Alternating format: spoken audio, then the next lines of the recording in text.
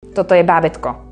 Ľudská bytosť žijúca. U 30-letý Adriany Smith byla v únoru prohlášená mozková smrt, ale dodnes je její tělo udržováno na přístrojích. Proč? Protože je těhotná. A stát Georgia má absolutně šílený protipotratový zákon. Slečna zabudla spomenúť, že v USA je tiež niekoľko štátov, kde je možný umelý potrat až do dňa narodenia. Tenhle stát, stejně jako několik dalších v Americe, zakazuje potraty po 6. týdnu těhotenství.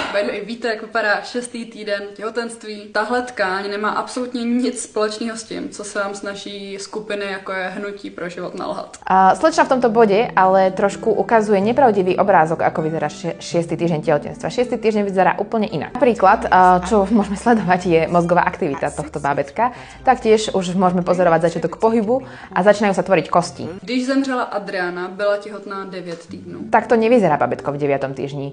Keď si zoberieme, že v 7. už sa formujú prsty a v 9. si už vie cumlať palec, vie sa preťahovať a už prehlta, tak takto naozaj nemôže vyzerať v 9. týždni. V 12. týždni vyzerá bábätko takto.